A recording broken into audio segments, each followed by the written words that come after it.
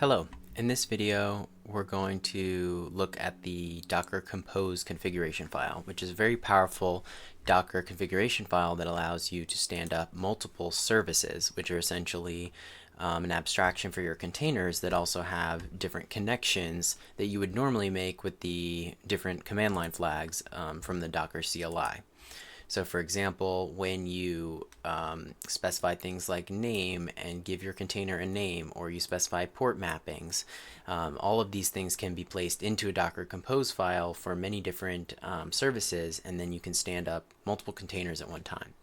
So inside our repository, you have already made shell scripts to interact with the Docker CLI, and you have created Docker files to either build a Docker image from an existing image and then adding certain things to it, or building from scratch and adding your own custom files.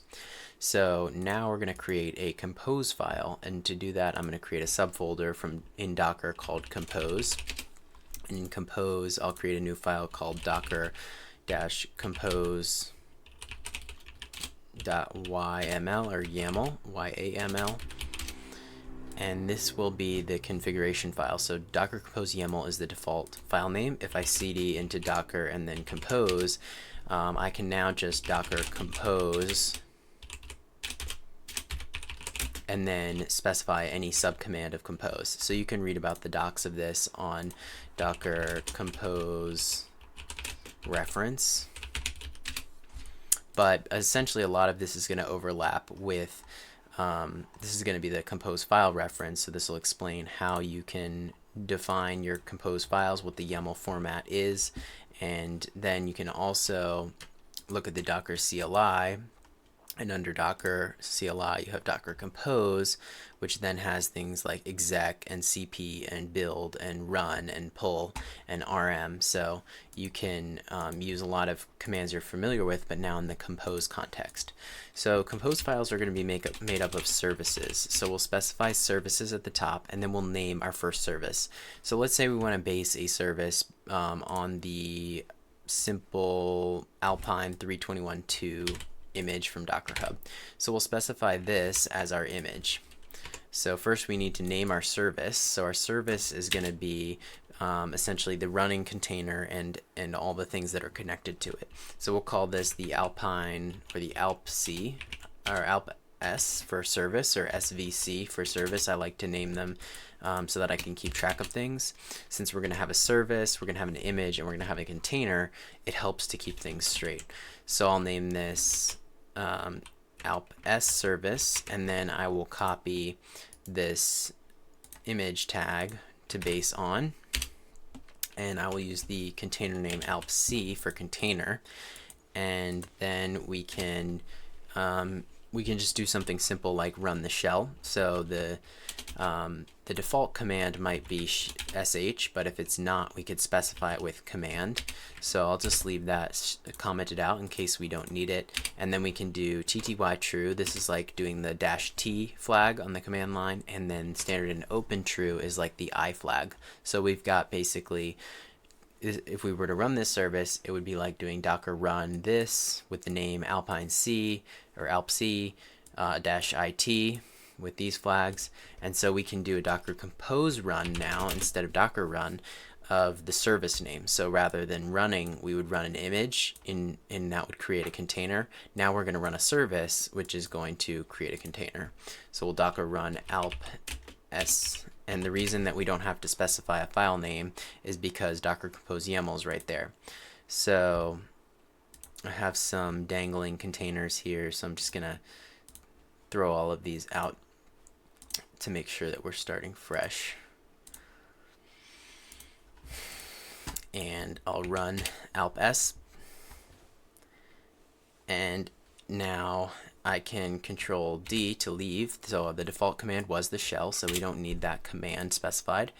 And if I Docker PS, it's not running, but if I Docker PSA, it is running, or it has exited and it's stuck around. So I'll do a Docker container prune -f, and then I will run this in the future. I'll run this with rm, just like we had docker run rm, we can do docker compose run rm so that that deletes when the run exits. Now typically the way that you'll stand up your services is by having them all run in the background and do something, and then you'll do a docker compose up and then -d for detached, or if you want to attach to them, you can see the output of all the different containers. But typically people will do up -d, and then your containers will be running all together. So you can run multiple services. We just have one service specified. Then if you were to docker attach or docker compose attach, so docker attach, you would be attaching to the container, which would be alpc, or docker compose attach, you would docker compose attach to the alps, the service. And so that will get us the shell, and when we exit that, just like when we've run containers with a shell as their main job before, that container will then exit and stop running. And in fact, in this case, it hasn't deleted itself because we didn't run it. As far as I know, there's no way to have it remove automatically. It's a compose stack, so it's automatically going to reuse the same container when you run this service multiple times over. It's not going to be creating new containers over and over again, but you're not going to have that removing because we didn't run it with any kind of remove.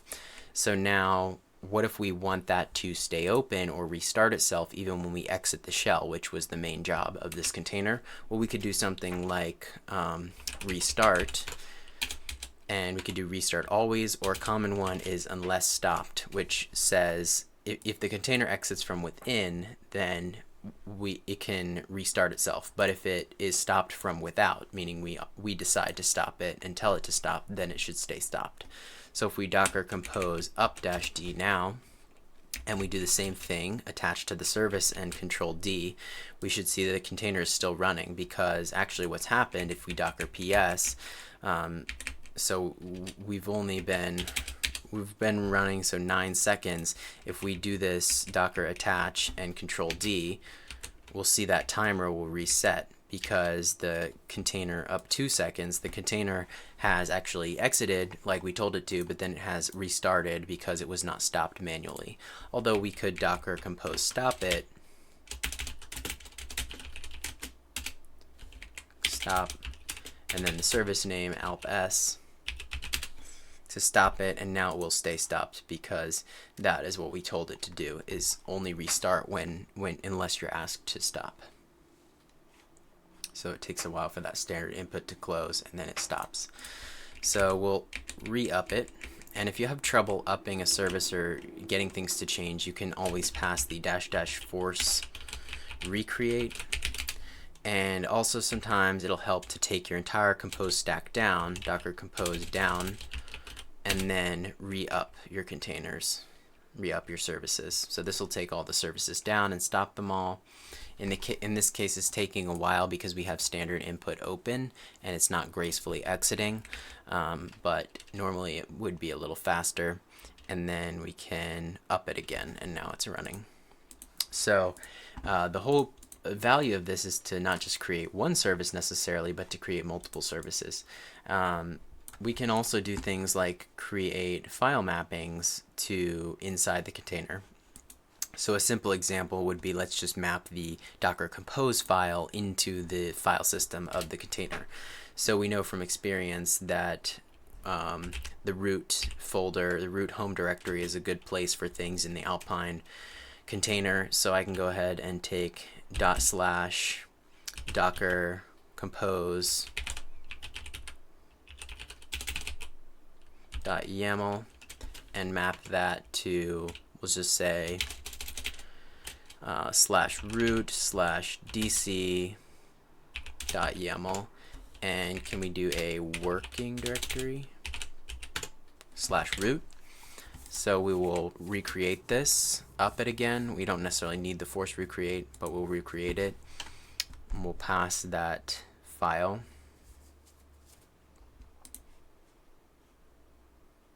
And now we can do a docker attach or a docker exec.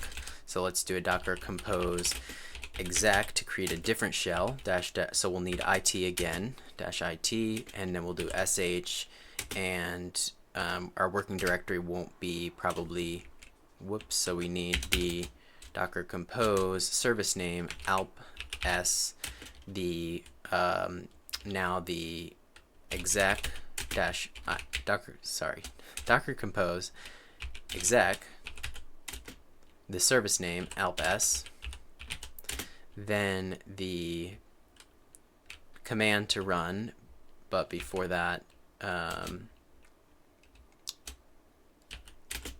docker exec -it for interactive with the terminal, then the alp s service, then the shell command we want to run, which is sh.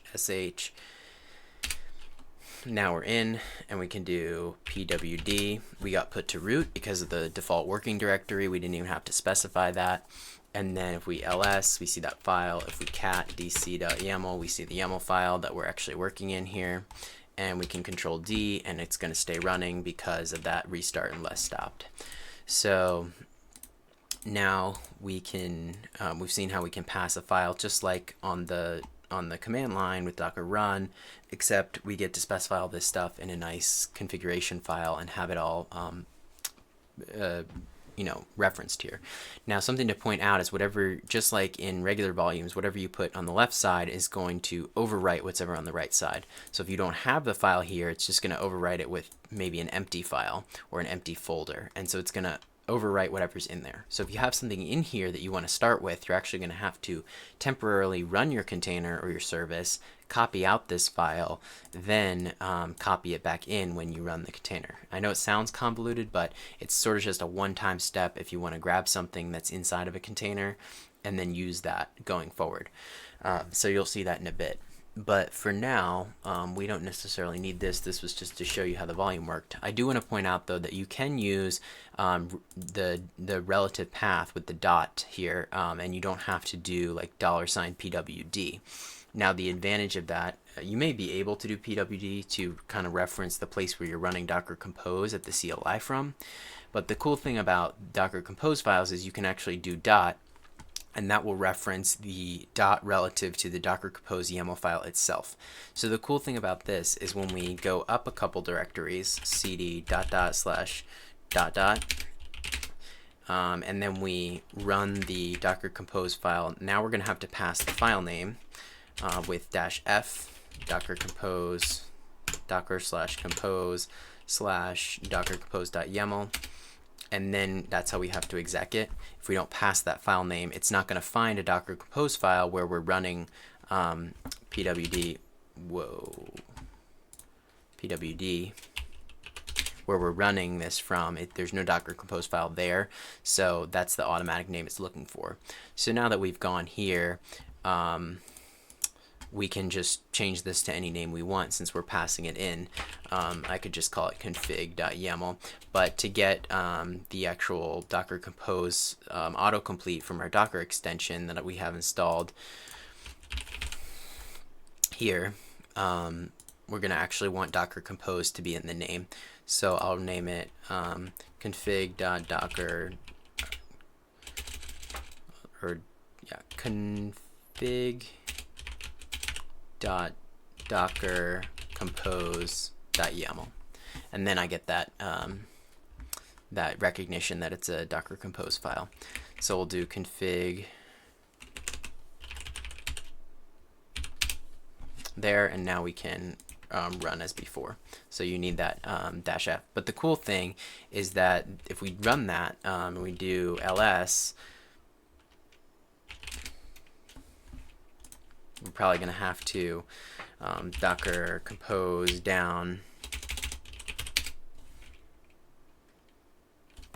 Oh, and we commented that out, so we may not have needed to down it, but we can up -d, and then we can exec sh.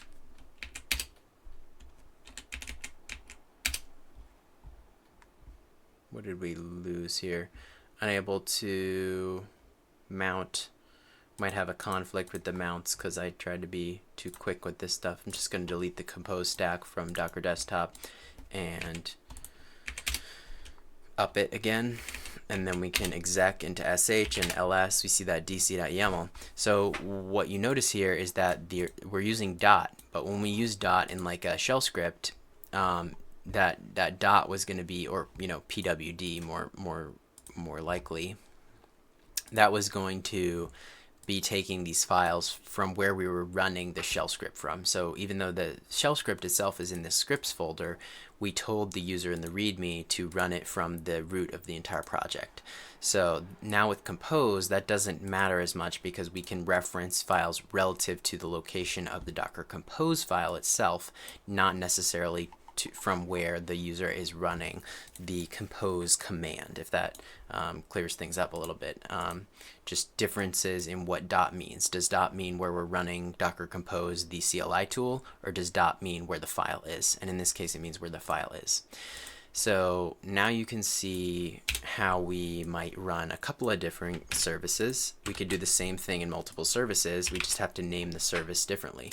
So I'll call it alp s1 and alp s2, and then I'll name the containers alp c1 and alp c2, and I'll just have those do the same thing. They can just have standard input open, and typically it's good practice before you change a compose file to compose down and then compose up after you change, but you can also, now you see it's going to attach because I didn't do -d. If I hit Control C, it's going to stop the whole compose stack. So that's why, just like attaching to a container, you might want to run it with detached mode so it runs in the background and you get your terminal back. So now you see things are a little messed up. We have that alp C hanging around because we never Docker Compose downed. So let's go ahead and Docker Compose down. And it's only actually going to delete the services that are in here. We actually renamed a service without Docker Compose down, so we're going to get a little bit of a issue with our state here. So I'm just going to stop this and go into Docker Desktop and down the whole stack from here by deleting the entire stack.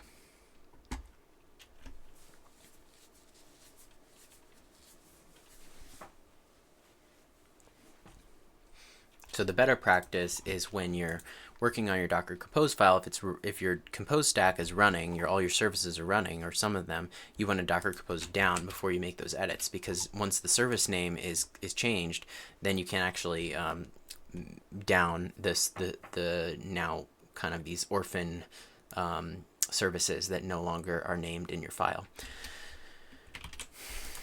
So down does nothing now because they're already down. We can do up D and get those things started up. And now we can Docker attach to either of them. Docker Compose attach, and we'll need to pass that file. So attach, we'll now name the service alp s2, and we have bash ls pwd ls/ etc. Control D, it'll restart because it's not stopped, and we have this nice little compose stack. So that's cool, but typically we wouldn't do this with a compose stack. We would run some services, especially that utilize networking. So let's do something with a container you're familiar with, and that is Nginx. So I'm going to go and grab the Nginx tag that I want, Nginx on Docker Hub, Nginx tags Alpine 3.21, and I'll just pick the basic Alpine 321. Go ahead, I could pull that here. I probably already have it, and then I can replace this. I'm just gonna have one thing, and I'm gonna call it the whoops, so I've already broken my own rule, haven't I? We need to down these services before we up new services with changes here.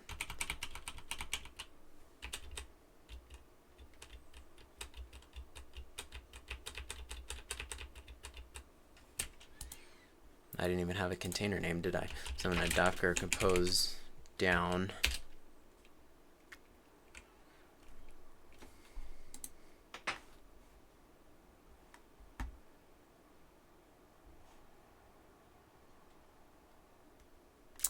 And now I will change the services. I've lost that tag I copied. Get rid of the Docker pull part of that, just the image name and tag.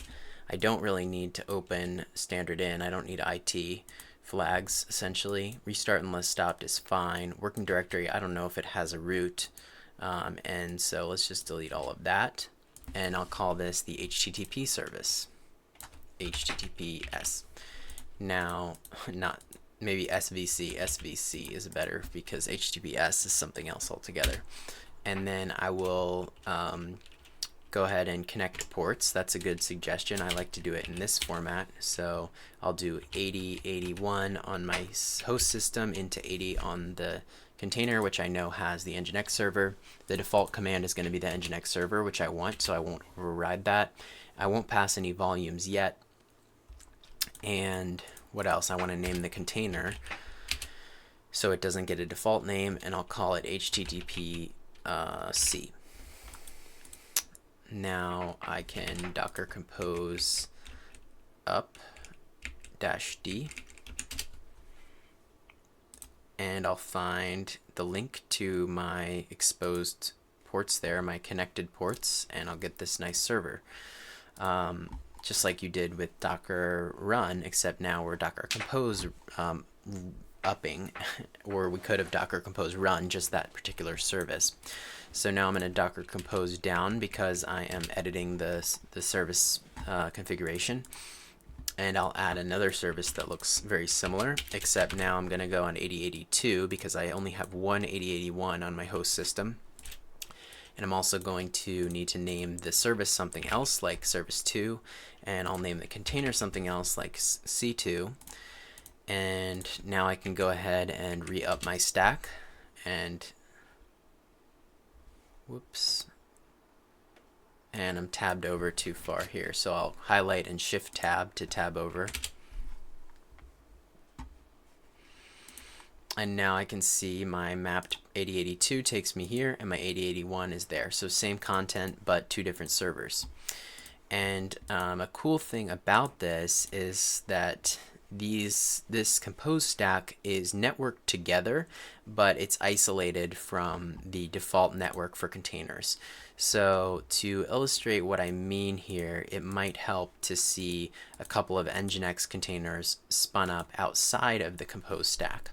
So I will take this and do Docker run, just normal run, -rm, and we'll do -d and --name Nginx Nginx 1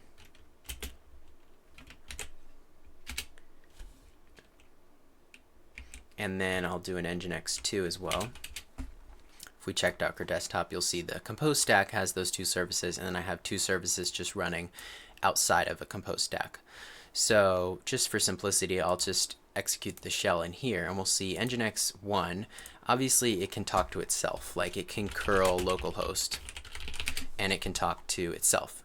Now, we haven't mapped any ports, so we can't access it by default on the host system.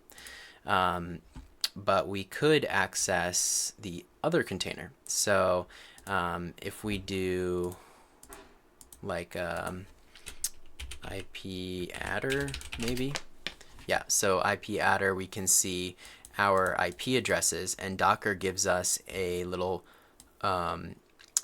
network right here, a little network, the ETH0, this virtual Ethernet port, where we can talk to Docker, and a little default network that's created. So when you just do a Docker run without specifying any special networking configurations, you get a default network that's shared by all containers that you ran outside of a compose stack, just kind of in your general Docker running space.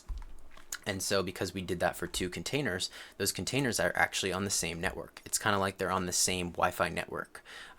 They have these private IP addresses for their Wi-Fi network on which they can actually talk to each other.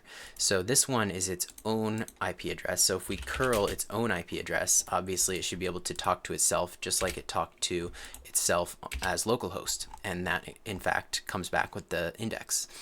But the other thing that we can do here is we can actually talk to the other container.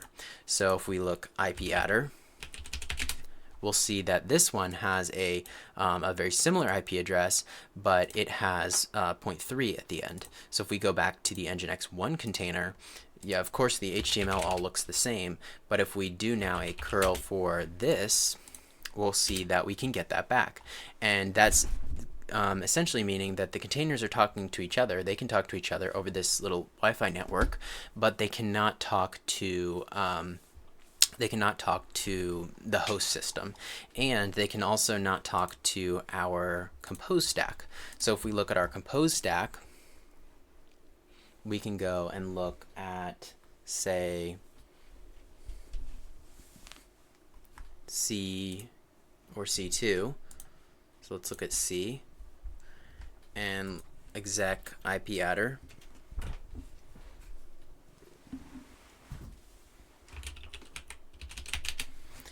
We'll see that this one has an 172.18, a different IP address.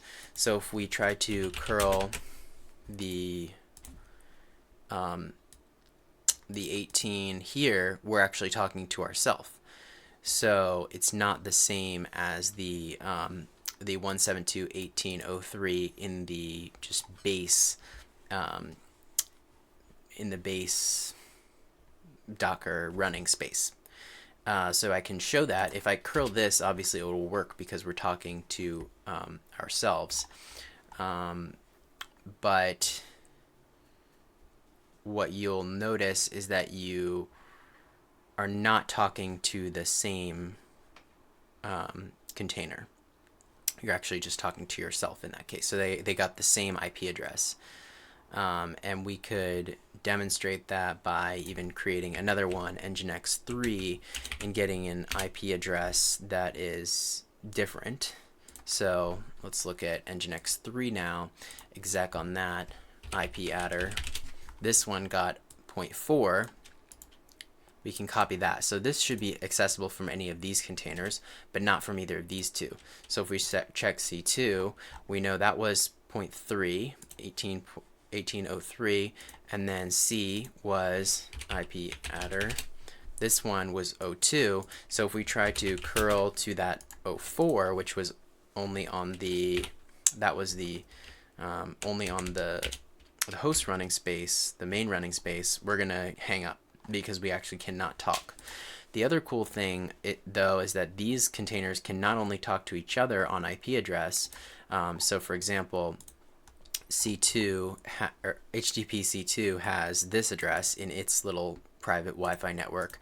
So the other HTTPC can talk to it, curl, and then paste. But the other cool thing is we can actually talk to it by service name. And there's a little host name resolver that Docker gives us. So we can actually use the name of the service like this, copy HTTP service to that name, and we can go and exec like from HTTPC1. So this is the HTTP service without the 2 on it. We can now actually talk to, we can talk to curl on service 2 and get HTML back. So this name will resolve to whatever IP address. So that gives us this really convenient way to talk to a particular name like HTTP ://this:80, and our services can talk to each other with this nice little name. So hopefully that's a little bit clearer now that these containers are networked up to each other and these ones are networked up to each other, but the compose stack is isolated. So if we create another compose stack or a third one, those are also isolated from each other and isolated from the default bridge network that these containers are sharing.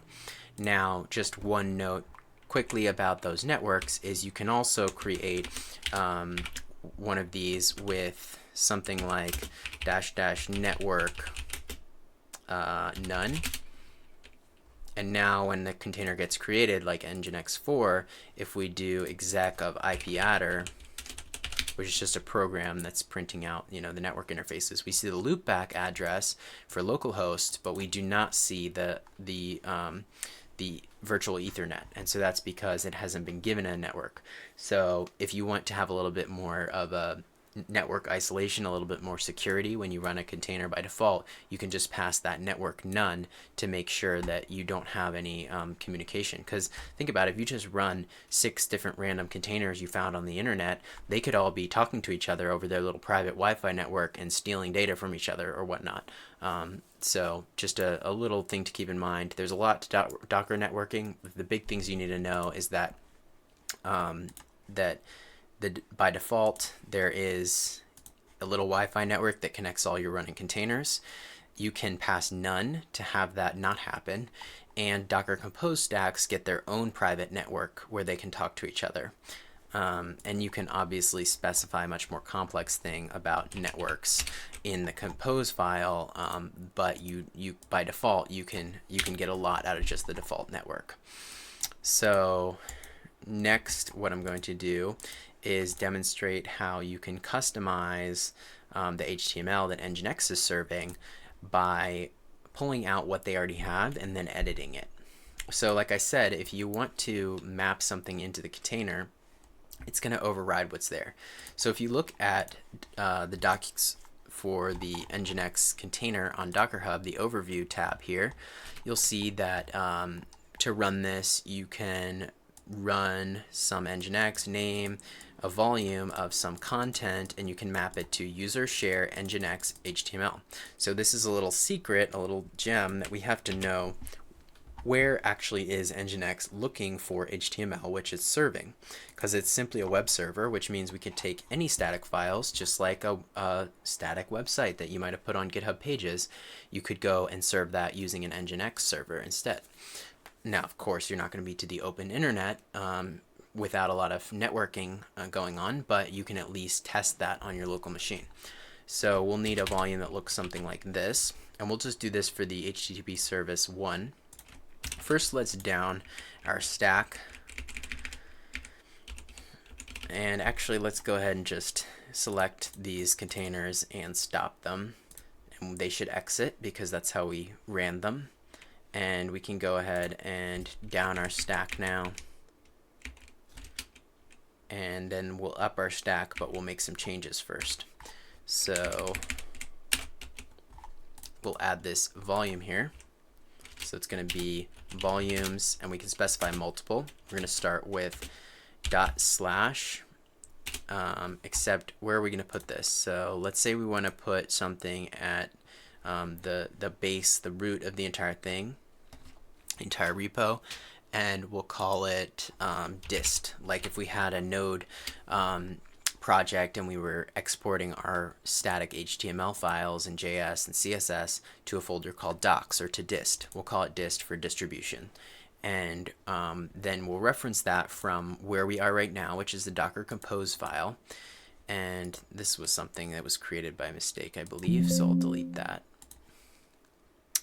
And then we're going to need to go to one folder up to .. to Docker, and then one folder up .. to where dist is. So we'll go .. / dist is going to map to user share Nginx, and it's going to have this :ro to say read only. Don't let the Nginx container modify this HTML, just let it read it. So then we can place some index.html file there, index.html, and we'll use an Emmet shortcut, HTML5, to create HTML5 document. My custom file, and we'll do an h1 hello world. Now, what are we doing here? We're copying the entire thing into HTML. So whatever's in the HTML folder, we don't know if all that's in there is an index, but whatever's in there, we're going to overwrite it all. So now let's do an up-d. Oh, and I wanted to add this. I wanted to change that container name. So let's down. I want to change this container name to C2 or C1 to match the format. And then when we up, we should get our stack and our link to our C1, and reload, we get hello world. So that's coming from our other one, whereas our 8081 is going to be the default files because we haven't overridden those. Now, what if you want to start with what Nginx already had? Maybe Nginx has some configuration files or some basic HTML that you really like, and you want to build upon that without deleting it. Well, you're automatically going to overwrite this. So what you'd have to do is actually, let's first down that stack, or actually we don't need to down it because we have two examples of it, but normally I would down the stack, comment out the volumes, and up the stack. And I'm just going to use the second one to find that file. So what I'm going to do is a docker compose cp, just like docker cp, but compose cp. I'm going to pass the service name of svc2, and then I will say I want to get from that the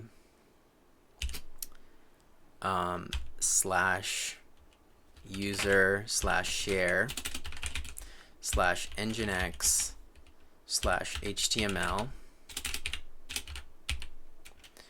and I want to copy that to dot, so it's going to name it HTML. And I'll probably need my msys noconv variable because I'm using paths here. So I'll click back to the terminal and paste that.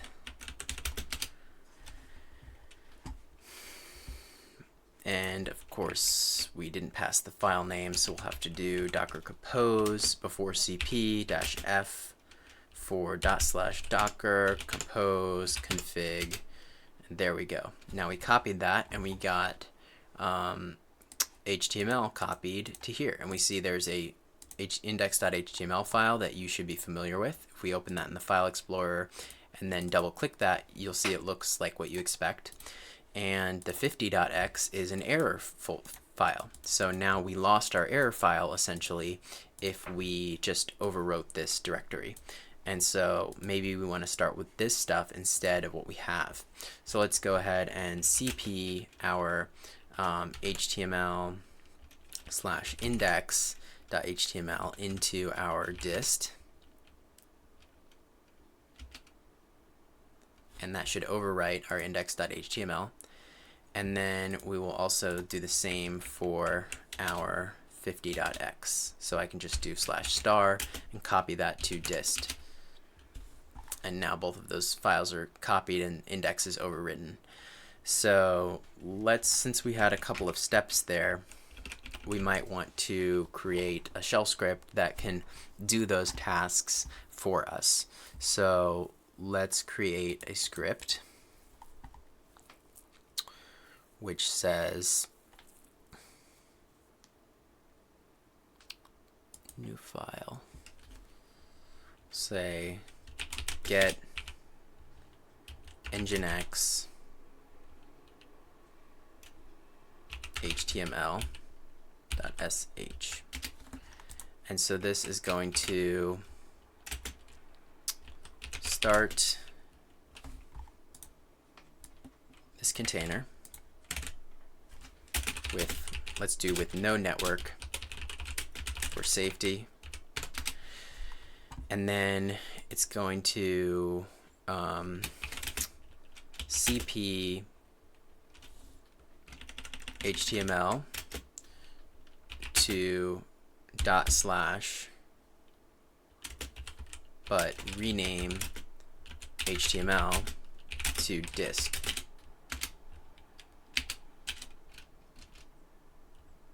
Stop the container, remove the container, looks good. Okay, so we will docker pull, if we don't have it, docker run -d, nginx, we'll do --rm so we don't have to remove it manually, network none, nginx alpine, we'll docker cp to, this is actually going to copy it into dist, so let's see if we can copy it to dot, and then we can move all of the files to dist, cp html, cp-r html, copy recursive, everything inside of HTML into dist, and then we can docker stop nginx, call it nginx temp in case we're using that name nginx somewhere, and docker, no, we'll just rm-rf html.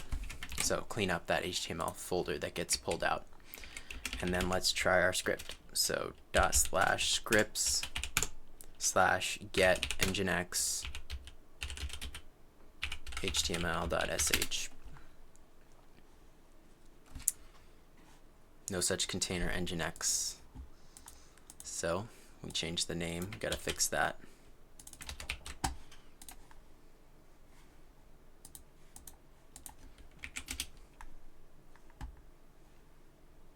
Successfully copied, and everything looks like it got cleaned up. So let's delete what's inside of dist.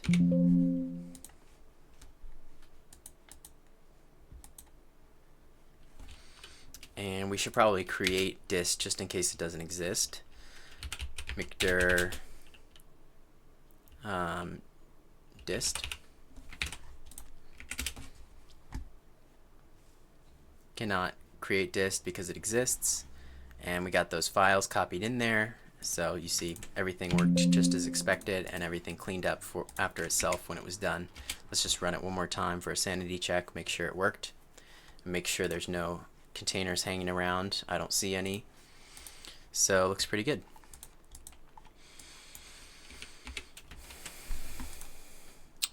Now that we have those files copied and we have that process automated, we don't even need this second service here to do that for us. And so I'm just going to take down our compose stack.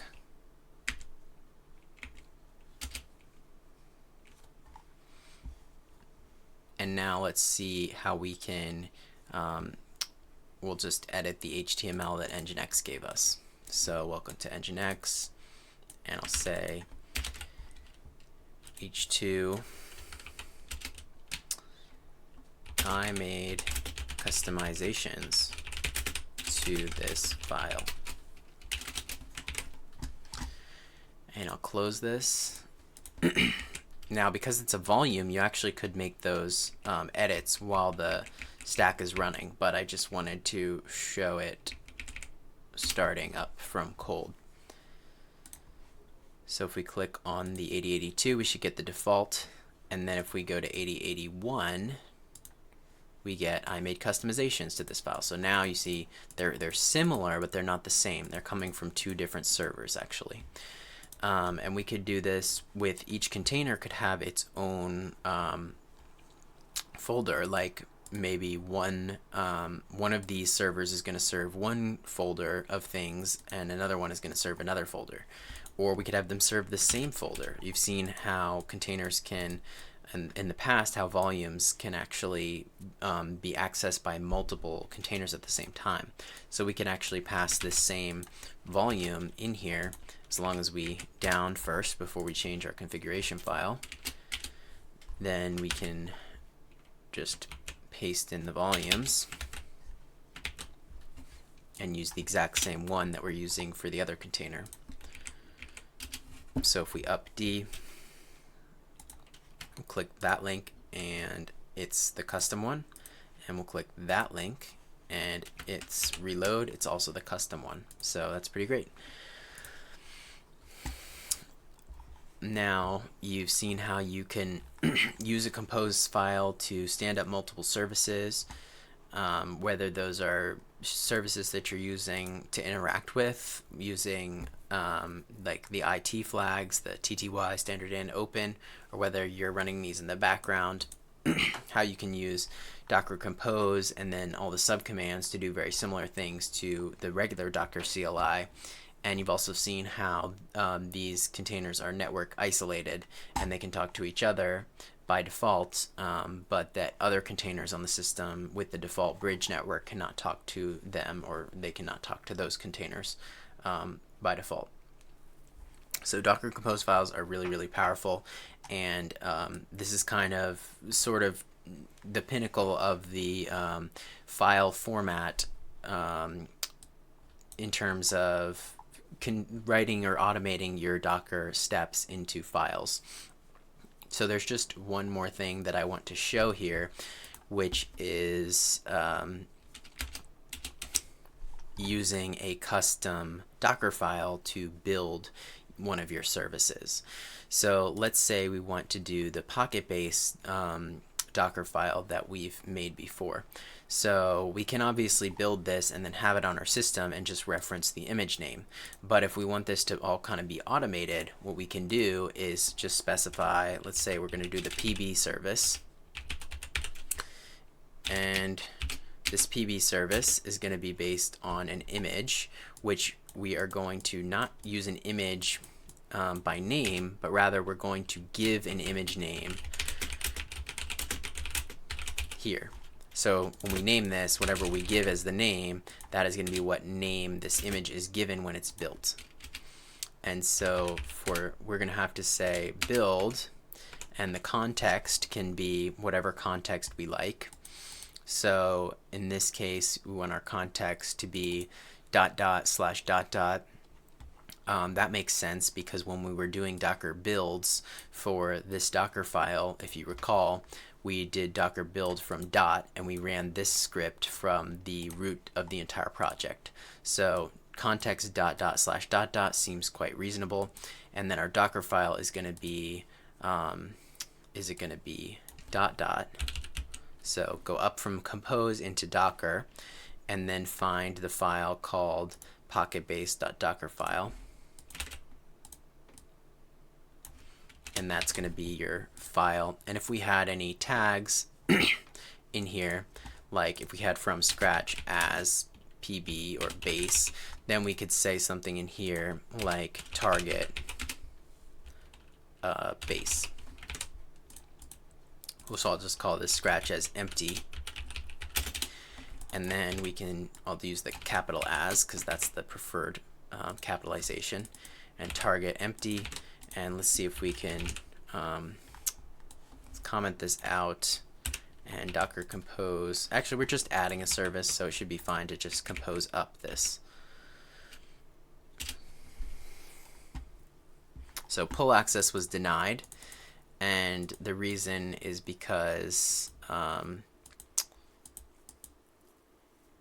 yeah, this is not a real image.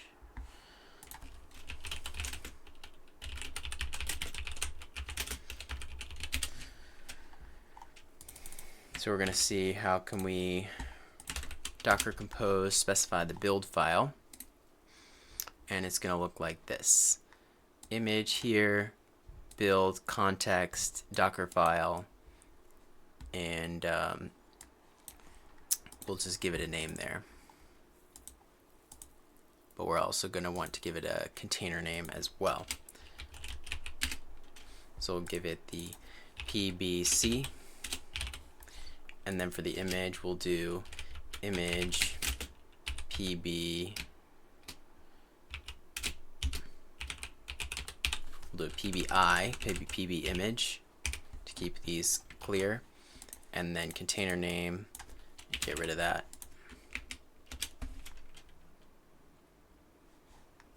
So now because this did not exist, or it was trying to pull something from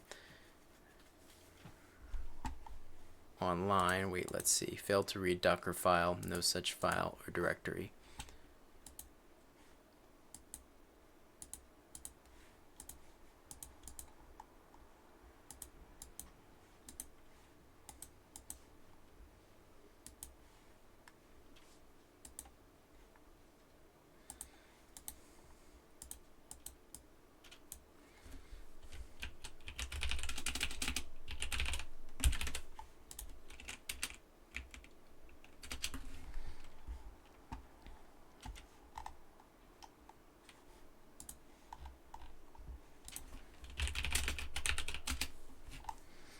All right, so there you can see that it actually tagged this image as this because it could not access whatever PBI was on Docker Hub. It could not access.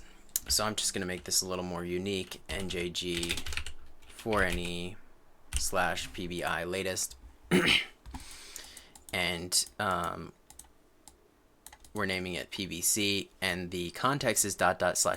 So now we go away from the fact where this is relative to the file, but then the Docker file itself was relative actually to that context that we just used there. So now we have to go not ..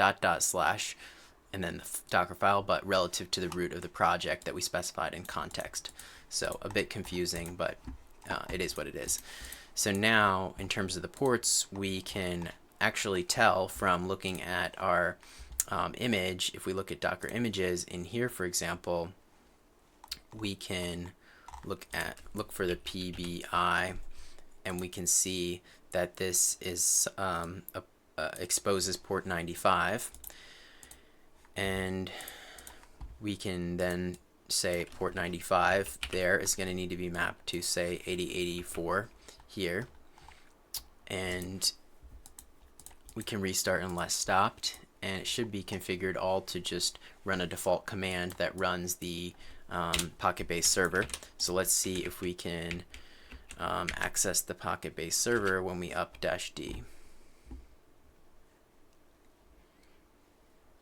So we'll see the compose stack here and see the port mapped there, reload, and we see not found, but that's fine, because if we check the logs, the place that it's actually asking us to go is this particular admin portal, and that's actually not going to be there, but it's going to be at localhost :8084, and then it was this problem with the path. It should have been /_ is where we were going.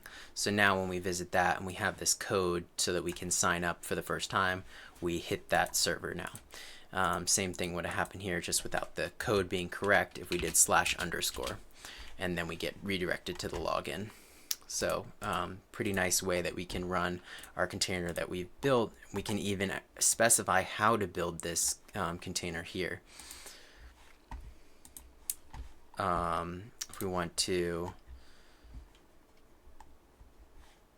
for example, say Docker compose specify not to pull from Docker Hub.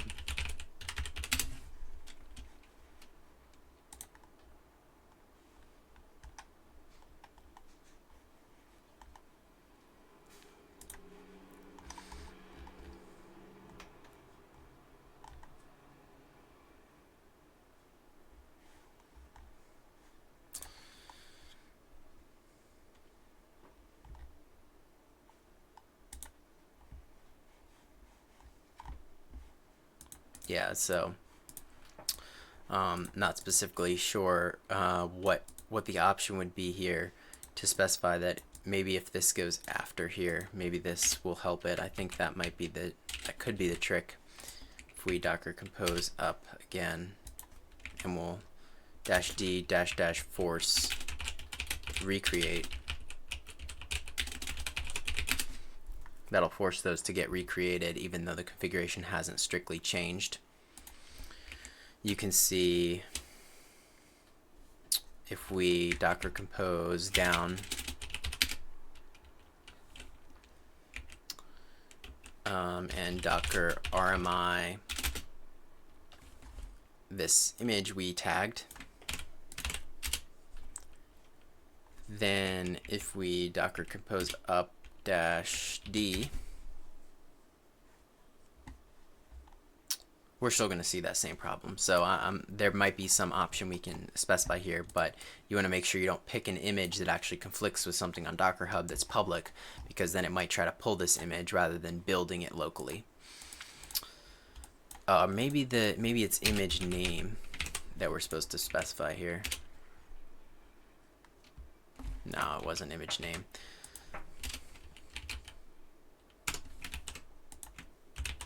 Maybe it was in there. Also not there. So anyway, we just have to be careful this doesn't conflict. So finally, you've seen how you can use a custom Docker file to build your own image and combine that with Compose to get all of the power of specifying your ports and your volumes inside of a Compose file, and how you can bring your entire stack up and down with one single command each. So thank you for watching. I hope that you'll use this a lot going forward, because Docker Compose files are very powerful. So the last thing I'll do is just commit everything that we've done here. Git status, and we've made the dist folder, and we can commit that. Those are pretty small files. We can do du-h dist, see that it's just a couple of kilobytes, a couple thousand bytes, and it's nothing sensitive, it's just HTML. And now I will git add dist git commit -m, customizing some HTML to serve, git add docker compose. Let's just git add dot and git commit -m, adding a Docker Compose feature.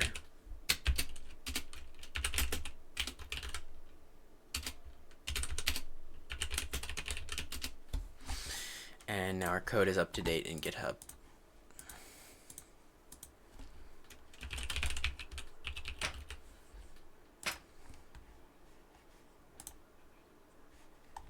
There we go.